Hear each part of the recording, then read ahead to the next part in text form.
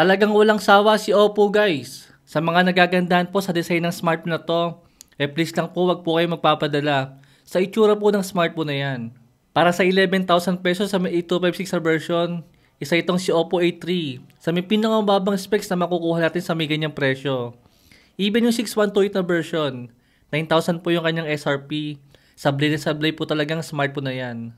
Mula sa may display na merong 9/3 sa refresh rate, IPS LCD na display, 720p resolution. Seryoso ba to para sa may 11,000 na SRP? Yung ganyang klase ng display guys, makikita lang po natin sa ibang smartphone sa halagang 4,000, yung iba less than 4,000 pa. Buti pa si Tecno Spark Go 1, naka 120Hz sa refresh rate, sa kulang 4,000 po na presyo. Ayoko sanang sabihin to guys pero mga walang alam sa specs at mga Oppo fanatic na lang po ang bibili po ng Oppo A3 sa sobrang pangit po ng kanyang specs. Dahil dati rin naman po akong Oppo user at talagang maganda po yung mga luma po nilang mga smartphone. Ang kaso guys, pasis-pas na at marami na pong nabago. Simula pong lumabas yung mga transient po ng mga smartphone. Saka po sila Xiaomi. Para sa 11,000 guys na presyo, marami na po tayo mapipiling smartphone na merong AMOLED 120Hz sa refresh rate.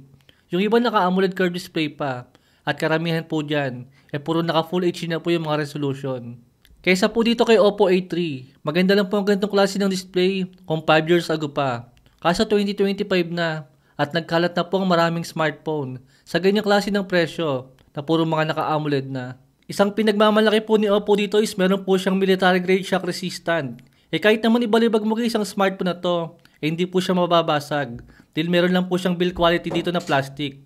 Kaya ano asahan natin yan guys? Plastic siya, siyempre hindi po yan mababasag. Ang iingatan lang po natin dito ay yung kanyang display. Dahil lang po yung glass sa kanya. At syempre maglalagay naman tayo ng tempered dyan. Saka itong glass protection po ni Oppo is hindi po siya naka-Corning Gorilla Glass. Dahil naka-Panda Glass protection po siya. Hindi ko lang po sure kung kasing tibay po yan ng Gorilla Glass. Saka hindi rin po yata alam ni Oppo na karamihan po sa mga lumalabas sa mga smartphone ngayon puro mga naka-shock resistant na. Katulad po ng ibang mga smartphone nila Tecno, yung Tecno Spark 30. Saka yung iba nga guys sa mga merong AMOLED na mga naka-AMOLED curved display. Meron po sila mga Corning Gorilla Glass 7i. Tulad po ng Itel S25 Ultra. Mas mura yun guys. Pero overall napakaganda po ng kanyang specs. Tapos matibay din po. Dito naman sa may camera, naka-single camera lang yan guys. Huwag kayo magpapaloko sa kanyang design. Isang 50 megapixel lang po yung nakalagay dyan. Kilala natin si Oppo guys sa pagkakaroon ng magandang camera. Well guys, not anymore. Dahil isa itong si Oppo A3 sa merong pinakapangit na camera sa may ganitong presyo. Hindi ko naman nilalahat itong mga Oppo. Itong Oppo A3 lang po ang tinutukoy ko. Ang dami na pong magandang camera smartphone ngayon na mas maganda po dyan sa may Oppo A3.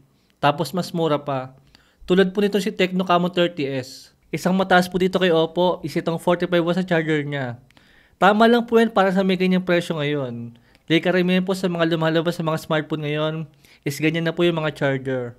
Pero yung iba po guys is umaabot na po ng 67 watts. Sa processor naman is meron siyang Snapdragon 6S Gen 1. Lumang processor na yan guys, na pinalitan lang po ng pangalan. Kahit sa Mobile Legends mararamdaman nyo po ang delay at lag dito. Ano pa saan natin? Yung ganitong klase ng Antutu score. Baka akala ni Oppo Candy Crush lang ang lalaroin natin. Isipin mo para sa may 11,000 na SRP, naka 5 megapixel lang po yung kanyang front camera. Tapos mabagal pa pong storage type. Tapos naka single speaker lang din siya. Even sa may mobile data, mas maganda pa rin po ang mobile data ng Tecno Spark Go 1. Then naka 4.5G na mobile data speed po yan. Hindi po ako hater ng Oppo guys. Gusto ko lang po makapili po kayo ng mas magandang smartphone sa may ganyang presyo. Sa halagang 11,000. Dahil kung Oppo lang din po ang gusto natin, ay yung Reno series na po ang piliin natin. Like ng Oppo Reno 8. Oppo Reno 8 5G maganda yon. Iwasan nyo lang po yung mga merong letter F at letter J sa may pangalan. Di medyo mahihina po yung mga specs na yon. Pero kung open-minded ka pa kayo sa ibang mga smartphone brands, marami pong magandang smartphone ngayon sa mga mas murang presyo dyan. Nasa first comment guys yung link. Baka sakaling meron po kayong magustuhan doon. Thanks for watching.